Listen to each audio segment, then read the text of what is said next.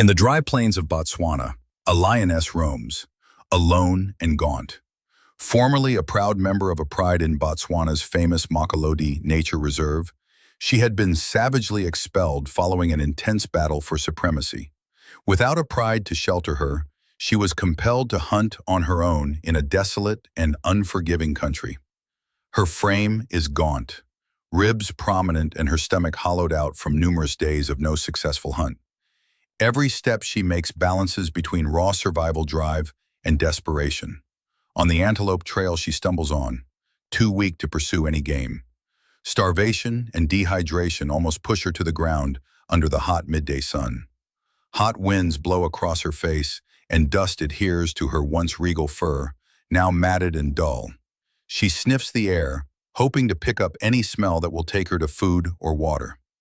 In the distance, food odor wafts from a nearby residential neighborhood and causes her to pause. A resort building with a pool and motel comes into view before her eyes. Not aware that it is a human environment, she approaches, led by instinct only. She steps across the plush grass, slowly dodging sun loungers and umbrellas temporarily pitched for tourists. The strange smells of disinfectant and ringing laughter of children arouse her. But thirst and fatigue overcome her vigilance. She makes it to the edge of the pool, dips her head, and looks into the bright blue water. It shines in the sun, almost like a natural stream. She makes a few more wobbly steps, her claws sliding on the slippery tile. Then her big body falls into the pool in a great splash, shattering the hush of the hot afternoon. The cold water shocks her. Right away she panics and struggles, roaring in pain and fear. Her claws lash at the air. She can't swim. She kicks and struggles, desperate to keep her head up. Waves crash and splash everywhere. It eyes wide with fear and exhaustion. It circled the lake like an alien creature lost in the human world. Every time he tried to climb up the bank, the lake wall became slippery, and he fell back down. Its whole body was soaked. Its heavy fur seemed to hold it down. The sharp claws now gave it nowhere to grab onto to escape. Its roar echoed through the luxurious resort and disturbed the peaceful scene. Lounge chairs were overturned, and towels were scattered around the pool. The lion continued to struggle in the water, which was slowly draining its life force. 3 tourists heard the noise and ran over stunned to see the lion floating in the lake. The man in gray shouted loudly. The other 2 stepped back in panic. No one dared to jump in to save it, even though the panic on the lion's face was obvious. One person quickly pulled out his phone and called the front desk to report an emergency. The receptionist was also scared when hearing the description, immediately called the resort manager. Management directed the evacuation of pool area guests and contacted rangers. Security personnel ran over, only daring to use loudspeakers to request a safe distance. Meanwhile, the lion continued to struggle, but its movements began to slow down due to exhaustion. The situation became urgent as it was about to lose its grip on the water. Everyone was tense, standing far away watching. No one dared to go near the lakeshore. One staff member kept the fire extinguisher in case of emergency. The rest just waited for the rangers. The air was filled with anxiety, the minutes passing like hours. A ranger pickup truck sped up and stopped right in front of the pool area. 2 rangers got out of the car, carrying specialized equipment and a set of wildlife drag lines. They quickly observed the situation, assessing the position of the lion, floating near the edge of the lake. One person uses a hook to fix the lion's head. The other person prepares the rope. Loop, both coordinated rhythmically, gently sliding the rope around the lion's neck and body. Under calm command, they gradually dragged the lion towards the edge of the lake. The lion no longer had the strength to resist, only groaning and trying to keep its head above water. When they reached the shore, 2 rangers jumped into the water and pulled it to the edge of the lake.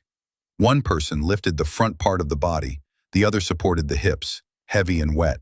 They placed it on a thick cloth and quickly put it on a stretcher. The lion lay motionless, breathing heavily, and his body trembling with cold. The rangers immediately put it in an iron cage mounted on a pickup truck. A blanket was lightly draped over it to keep it warm during the move. They contacted the veterinary station at Mokolodi Nature Reserve to prepare for an emergency admission. The car left the resort, leaving behind the worried and surprised eyes of the crowd. Along the way, a ranger constantly checks the animal's breathing and state of consciousness. They discussed first aid measures and kept a close watch throughout the journey. The forest path was rough, but they moved carefully so as not to cause further damage. After nearly an hour, the car stopped in front of the sanctuary's modern veterinary clinic. Medical staff were waiting, ready to treat the special guest who had just returned. The lion was brought onto the examination table by a special conveyor belt and connected to a tracking device. Two veterinarians quickly measured heart rate, temperature, and blood oxygen levels. He was still conscious, but severely dehydrated and had a weak heartbeat. The doctor injected intravenous fluids and stimulants to help it recover. Initially, they carefully examined the abdomen, legs, and spine to check for any injuries.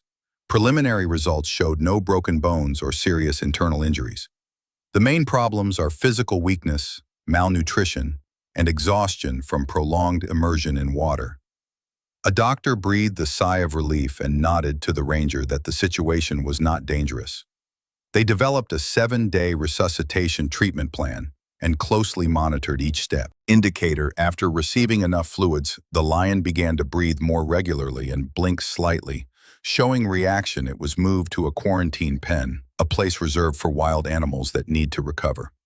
The staff fed it thin meat porridge, small meals to let its stomach get used to it. Its body gradually warmed up, its fur dried, and it no longer twitched from the cold.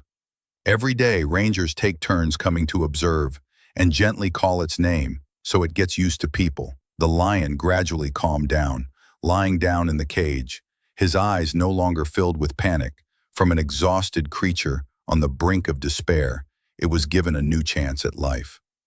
Mokolodi Nature Reserve is now the starting point for a journey of revitalization between nature and human heart. That lion was saved by kindness and determination. Dear friend, thank you for taking the time to follow the story. Don't forget to like and subscribe to the channel to support us.